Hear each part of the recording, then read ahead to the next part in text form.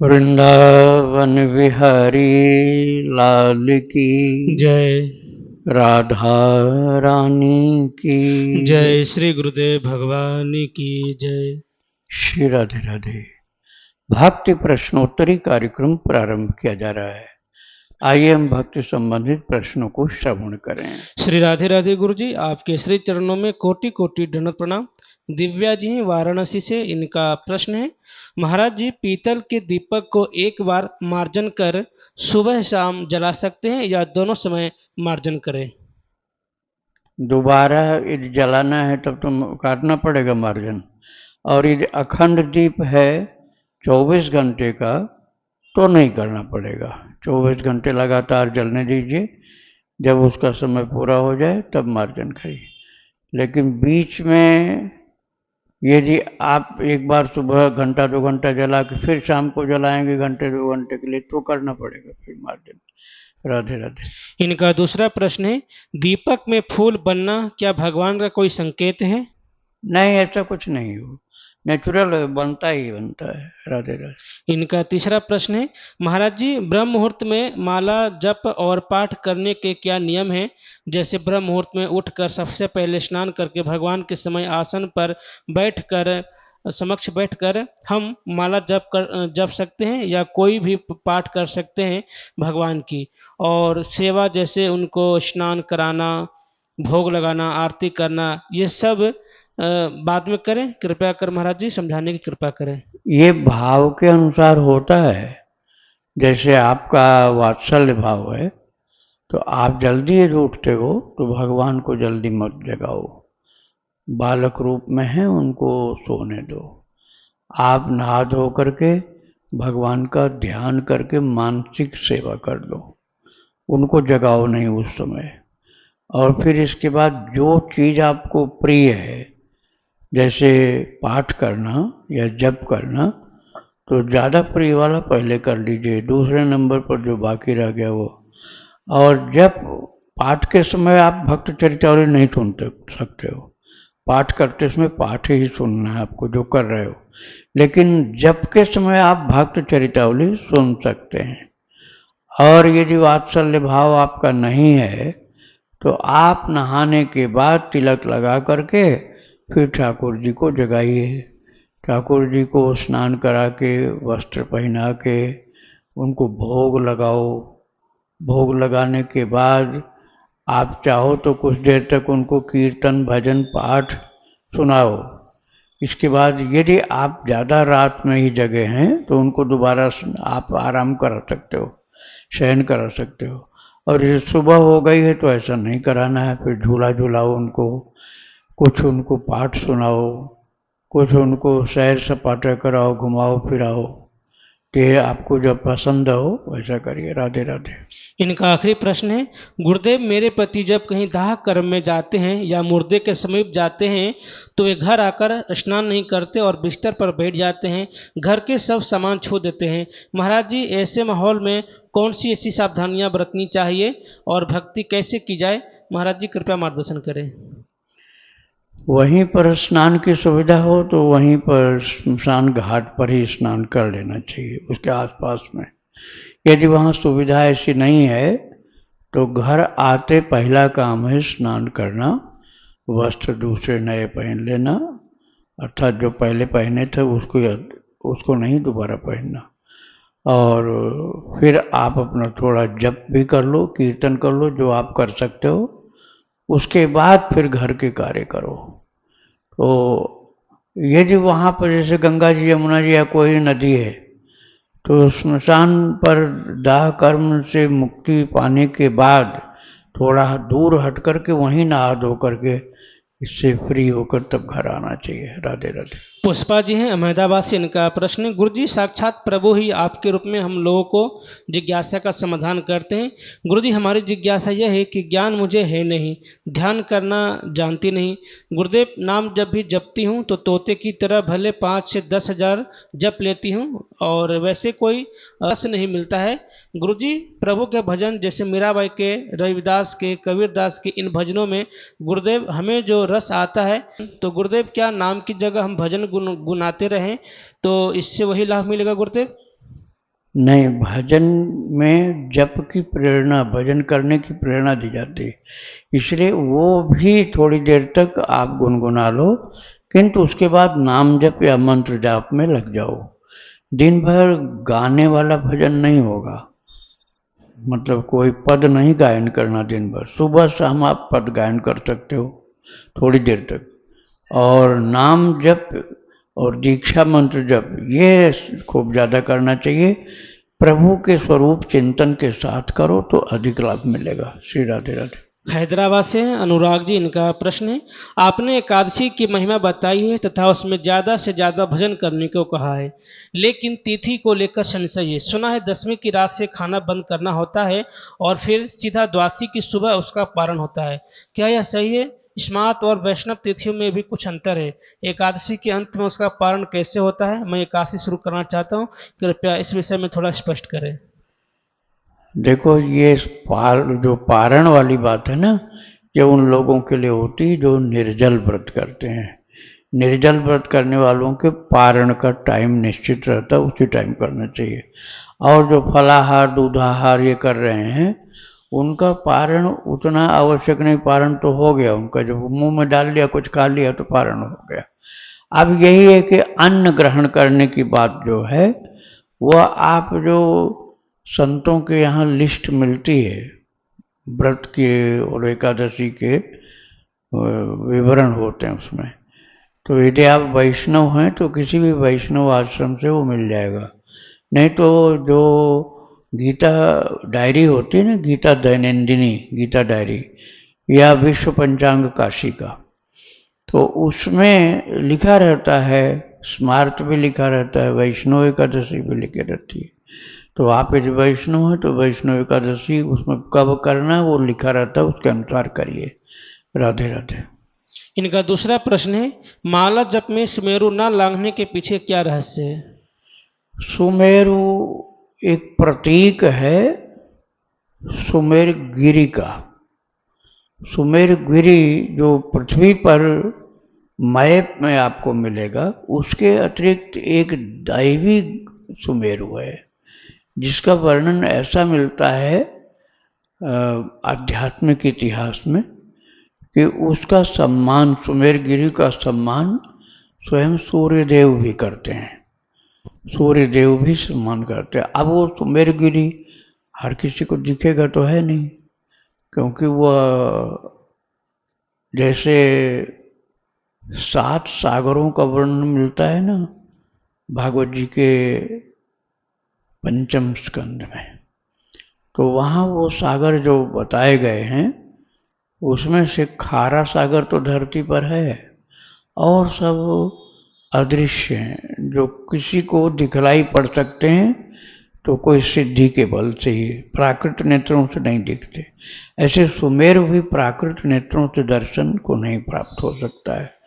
तो उसको न लांघने का मतलब उनका आदर देना है कि हम सुमेर को नमन कर रहे हैं और उनका उल्लंघन नहीं करेंगे। श्री राधे राधे। इनका आखिरी प्रश्न है, वैष्णवों को गणेश चतुर्थी, दिवाली आदि में क्या गणेश और लक्ष्मी पूजन और उनकी आरती करनी चाहिए? अगर इष्ट भगवान हनुमान जी या राम कृष्ण नारायण हो तो इन पर्वों को कैसे मनाना चाहिए? नवरात्रि में आमतौर पर मानस पाठ आदि होता है, तो क्या कन्या पूजन और देवी उपासना आदि भी करनी चाहिए?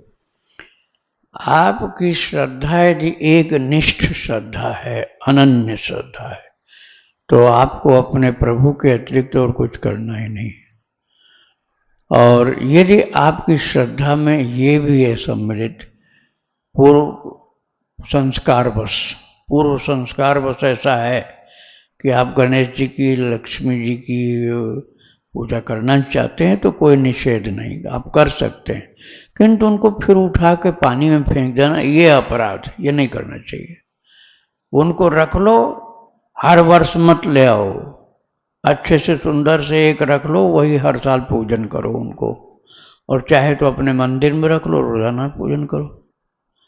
तो और मिट्टी के नहीं रखना चाहते हो पूजन में, लगता है कि खराब हो जाएंगे, तो आप चांदी के भी रख सकते हो या पीतल के भी रख सकते हो लक्ष्मी गणेश को, मिट्टी वाले जो होते हैं उनको भी पानी में फेंकना नहीं चाहिए, उनको अपने सजा करके रख लो मंदिर में और बाद में भी उनकी आरती कर लिया करो। राधे राधे।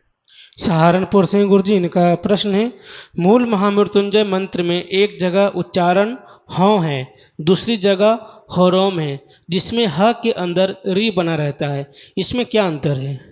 इसके लिए आपको प्रैक्टिकल जाकर सीखना पड़ेगा। जो ये पाठ करवाते हैं ना, अब यहाँ कभी आओ तो मैं बता सकता हूँ, लेकिन आप जहाँ निकट पड़ता है कोई मंदिर जहाँ इसका पाठ होता है वहाँ जा कर के आप सीखो, तब शुद्ध होगा, ऐसे शुद्ध नहीं हो पाएगा। राधे राधे।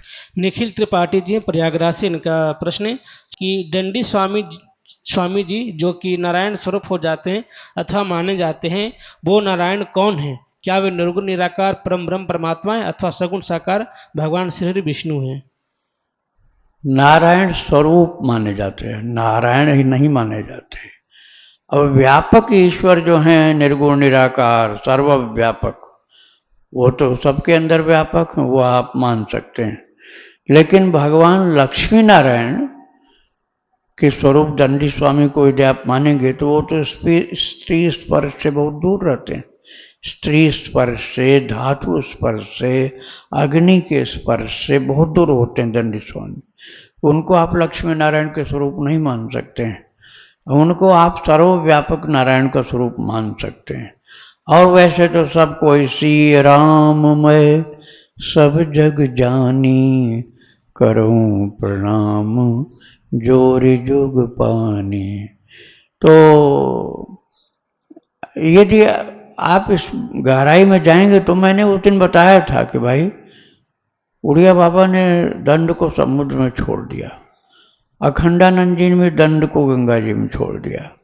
यदि ये दंड ग्रहण मात्र से नारायण की स्थिति वास्तव में हो जाती तो इन महापुरुषों ने क्यों छोड़ दिया अपना दंड? ये स्वामी अखंडानंद जी महाराज ने अपना दंड गंगा में छोड़ दिया और श्री उड़िया बाबा जी ने अपना दंड ग्रहण करने के बाद ही जाकर समुद्र में विसर्जन कर दिया। और ये दंड लेते ही वो भगवान के स्वरूप हो जाते तो फिर इनको छोड़ने की क्या जरूरत थी?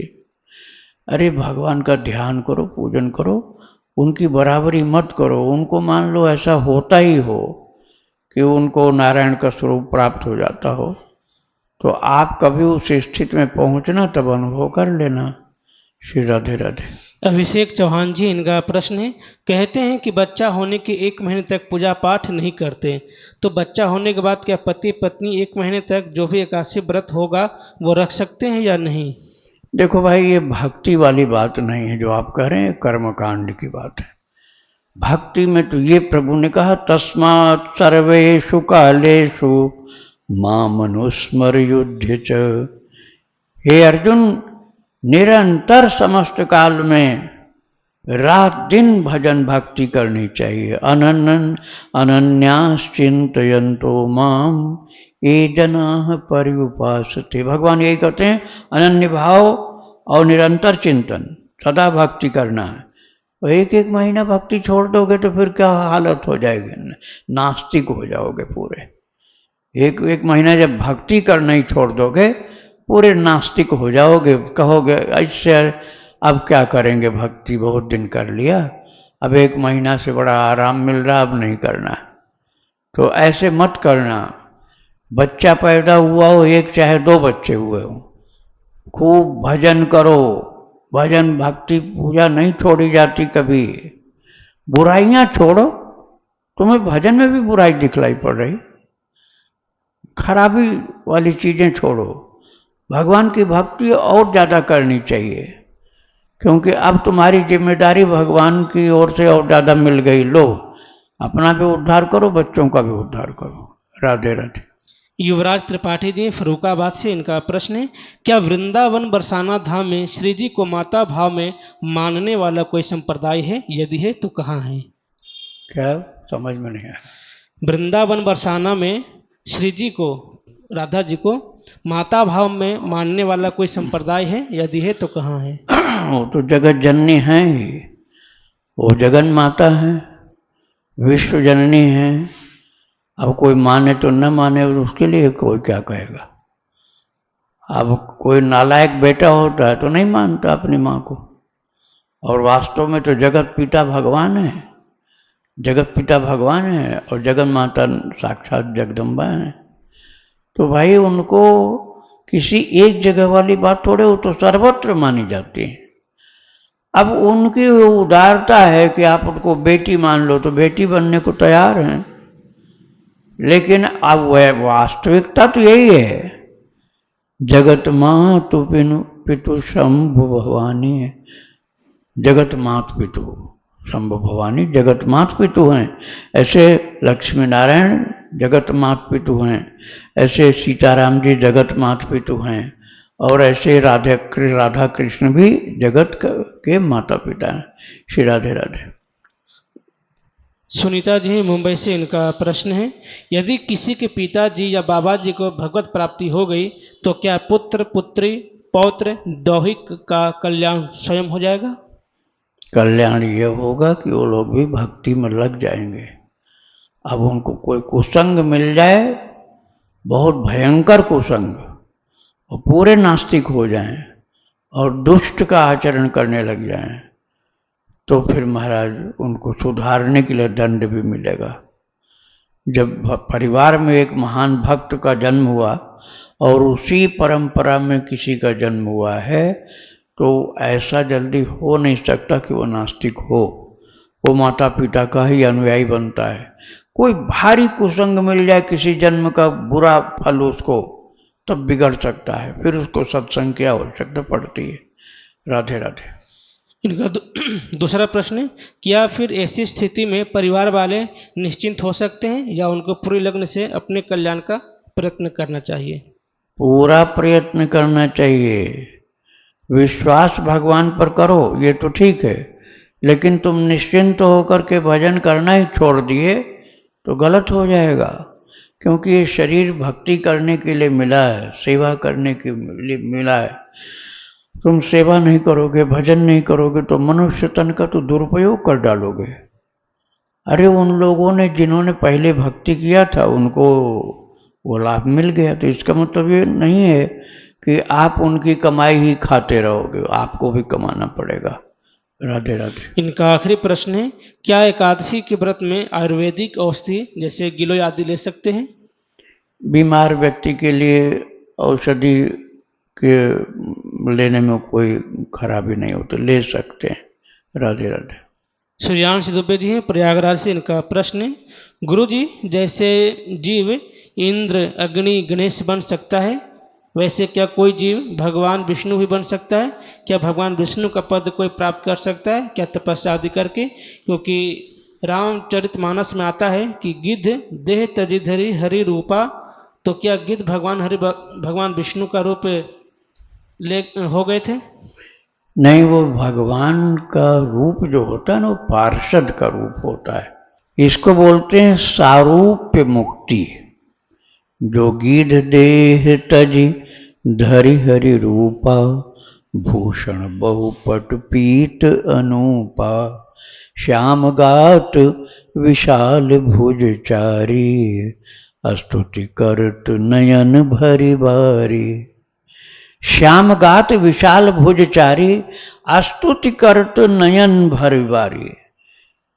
चार भुजा वाले हो गए गिरिधराज जटायु जी महाराज, और फिर उसके बाद वो आंखों में प्रेमाश्रु लिए हुए भगवान की स्तुति कर रहे हैं। इसको वैष्णव लोग अर्थात भक्त लोगों के लिए एक प्रकार की मुक्ति कही गई, सारूप्य मुक्ति। सारूप्य मुक्ति अर्थात भगवान के जैसा रूप हो गया। इसलिए लिखा हुआ गिद्ध देह तज धरि हरि रूपा। गिद्ध ने गिद्ध वाली देह को छोड़ दिया और भगवान राम जी ने अपने हाथ से उनकी अंत्येष्टि की थी, मुखाग्नि दी थी। उसी समय जो उनका शरीर जला जटायु जी का, तुरंत श्याम गात विशाल भुज चारी, स्तुति करत नयन भरि बारी। चार भुजा के हो गए जटायु जी महाराज, और गिर देह तज धारी हरि रूपा, हरि का रूप धारण कर लिया, नारायण का, चतुर्भुज नारायण का रूप धारण कर लिया। तो चतुर्भुज नारायण वो नहीं बन गए, चतुर्भुज नारायण के रूप बन गए, अर्थात उनके पार्षद बन गए, पार्षद बन गए भगवान के। तो वो पार्षद जो भगवान के रूप के रंग के होते हैं उनको कहते थे सारूप्य मुक्ति। उनको भगवान में मिल जाने वाली मुक्ति नहीं है, वो तो सायुज्य होती है, अति दुर्लभ कैवल्य परम पद, वो कैवल्य पद होता है। सारूप्य मुक्ति में भगवान के सेवक बनकर भगवान के जैसे रूप रंग के होते हैं, वो पहचान में आते हैं। श्रीवत्स का निशान भगवान के ही छाती में होता है, पार्षदों की छाती में श्रीवत्स का निशान नहीं होता, और बिल्कुल एक रंग रूप होता है श्रीवत्स का निशान। और भृगु लता, जो भृगु जी ने चरण का प्रहार किया था, वो चरण का प्रहार वाला निशान और श्रीवत्स का निशान, ये दो निशान ठाकुर जी की छाती में मिलेंगे और सब पार्षद एक जैसे हो जाते हैं। आप ध्यान से नहीं देखोगे तो पहचान ही नहीं पाओगे, बस भगवान सिंहासन पर हैं और लोग खड़े हुए हैं या आज्ञा का पालन कर रहे हैं। तो ये एक प्रकार की मुक्ति है, सारूप्य मुक्ति। प्रभु नहीं बन जाते, प्रभु के पार्षद बन जाते हो। श्री राधे राधे। रूबी सिंह जी हैं बिहार छपरा से, इनका प्रश्न है, गुरुजी मासिक धर्म के समय में नाम लेखन छूट जाता है, क्या करूं? और आप कहते हैं कि डेली लिखना है तो गुरु दीक्षा मिलेगी।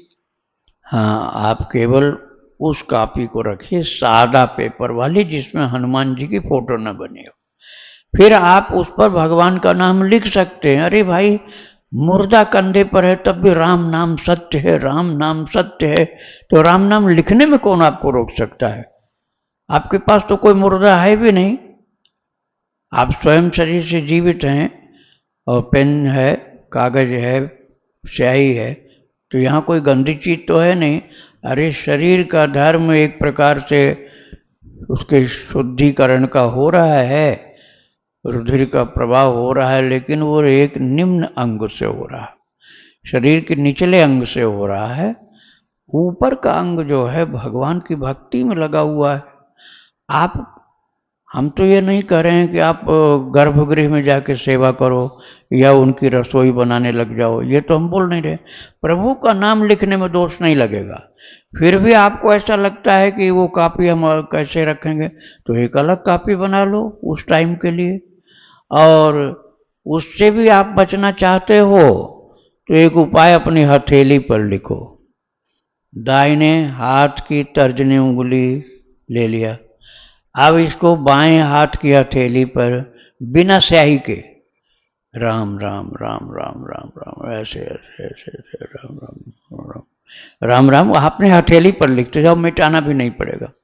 आप लिखते जाओ और ये अपनी हथेली पर, बाएं हथेली पर दाहिने हाथ की तर्जनी उंगली से लिखते जाओ, अनंत लिखो, कितना भी लिखो, न कहीं फेंकना न कहीं कुछ, बाद में उसको माथे में रगड़ लो।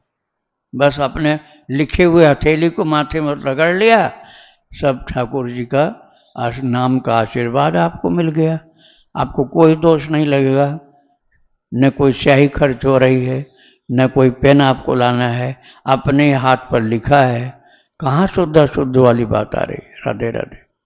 राम सिंह जी हैं जम्मू से, इनका प्रश्न है, मैं रामानंद संप्रदाय से दीक्षित हूँ, प्राम मंत्र राज का पुरस्चरण और अनुष्ठान में क्या अंतर है और राज मंत्र का अनुष्ठान कैसे करें? कौन से रामानुज? रामानंद संप्रदाय से रामानंद जी, हाँ। तो ये पहली बात तो आप एक बात कृपा करके मान जाओ, मेरी विनती है आपसे कि ये पुरस्चरण या संकल्प ये आप करोगे ना, तो या अनुष्ठान करोगे, अनुष्ठान, पुरस्चरण और संकल्प, ये कर्मकांड के अंतर्गत माना जाता है। ये भक्ति नहीं, कर्मकांड है। भक्ति में तो ये है कि शरीर क्षणभंगुर है, किस समय चला जाए, कोई गारंटी है तुम्हारे पास कि पुरस्चरण पूरा होने के पहले जाओगे नहीं? पुरस्चरण पूरा होने के पहले ही विदाई हो गई राम नाम सत्य, तो दोष के भागी हो जाओगे। संकल्प लिया था और संकल्प पूरा नहीं किया, पहले ही छुट्टी हो गई, तो ये गलत हो जाएगा। इसलिए बिना किसी संकल्प के, बिना किसी अनुष्ठान पुरस्चरण के बंधन के प्रभु का नाम जप करो, ध्यान करो, खूब कीर्तन करो, किसी प्रकार के से बंधन में मत पड़ो।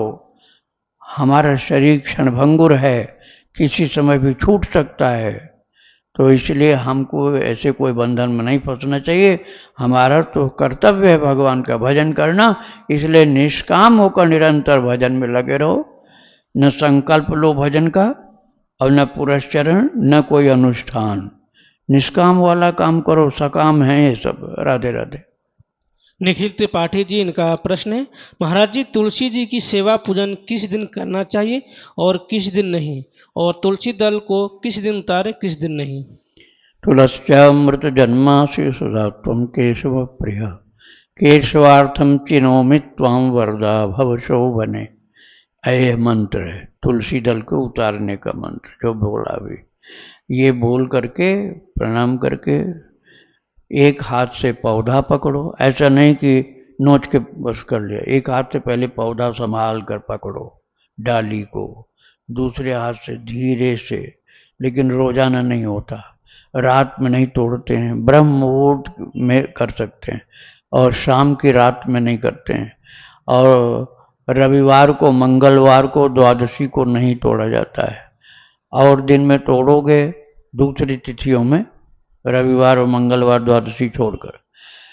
तो दिन में तोड़ना है, ब्रह्म मुहूर्त में तोड़ सकते हो और दिन में तोड़ लो, शाम होने के बाद फिर नहीं तोड़ना चाहिए। और ये भगवान के लिए लिया जाता है, चाय बनाने के लिए नहीं, नहीं तो दोष लगता है। तो भगवान के लिए तुलसी माता की को सेवा में ले जाना, इसलिए प्रार्थना की गई जो अभी हमने मंत्र बोला था। श्री राधे राधे। प्रश्न है गुरु जी, नाम गुप्त है। गुरुदेव, केदारनाथ गई थी, तो केदारनाथ के मंदिर के सामने जो संत लोग बैठे होते हैं, तो उनको मैंने कुछ दक्षिणा धनराशि सेवा प्रदान की, तो उन्होंने कुछ भस्म दिया, उसमें रुद्राक्ष और एक सिक्का भी था। तो गुरुदेव मुझे पूछना यह है कि उस जो उन्होंने दिया भस्म में रुद्राक्ष सिक्का, उससे लेना चाहिए या नहीं, और फिर उसका क्या करना चाहिए अगर ले लिए हो तो। आपने जो पैसा कुछ दिया है तो आप ले सकते हैं, फ्री में नहीं लेना चाहिए। फ्री में नहीं लो, आपने उनको कुछ भेंट दिया है तो उनका प्रसाद आप ले सकते हो। और जो अंदर शिवलिंग हैं भगवान केदारनाथ जी मंदिर के अंदर, उनका घी चढ़ाया जाता है और पूजन किया जाता है, तो उन पर बहुत मोटा घी जमा हुआ रहता है। आप थोड़ा सा घी तोड़ोगे, अपने हाथ से सुबह जाओगे तो करने को मिलता, बाद में जल्दी नहीं मिलता है सब करने को। तो उसके अंदर प्रसाद भी मिलता है, जैसे रुद्राक्ष मिल गया या डमरू मिल गया, चांदी का बना हुआ डमरू, तो प्रसाद ले लो आप, कुछ भेंट करो वहाँ। और यदि बाहर जो संत हैं उनको आपने दिया कुछ भेंट, उन्होंने प्रसाद दिया तो उसको माथे पर चढ़ाओ, और वो जो भस्म है उसको आप डेली अपने माथे में लगा सकते हो, तिलक में लगाओ चाहे सिर में लगा लो। रुद्राक्ष आप यदि वैष्णव हो तो गले में न पहन करके बाह में पहन लो, शैव यदि हो तो गले में पहन लो, वैष्णव हो तो तुलसी गले में पहनो, रुद्राक्ष को यदि आप ज्योतिर्लिंग से ले आए हैं प्रसादी तो आप बांध सकते हैं, आपकी श्रद्धा ऐसी है तो करिए, और नहीं तो फिर आप उसको भगवान के पूजा घर में रख दीजिए। राधे राधे। महेंद्र कुमार शुक्ला जी हैं, इनका प्रश्न है, राम नाम 2 लाख से अधिक लिख लिया हूँ, दिनांक 16/8/2025 जन्माष्टमी को नाम दीक्षा गुरुदेव से प्राप्त करने का इच्छुक हूँ। दिनांक 30/4/2025 को कुल गुरु से मंत्र दीक्षा ले चुका हूँ। 1 माला मंत्र जाप, 5 माला नाम जप राम नाम का, एवं दिन में 30,000 काउंटर से राम नाम जप करता हूँ। प्रश्नोत्तर भी रोज सुनता हूँ, गीता मंथन लगभग रोज सुनता हूँ, और दोहा रामचरित 5 दोहा रामचरितमानस का पाठ सुबह करता हूँ, भक्तों का चरित्र भी सुनता हूँ, मार्गदर्शन एवं आशा चाहता हूँ और राम नाम लेखन को संग्रहित कॉपी को रामनाम बैंक में वृंदावन में जमा करना चाहता हूँ। कृपया मार्गदर्शन करें। हाँ, आपका बिल्कुल ठीक चल रहा है काम सब।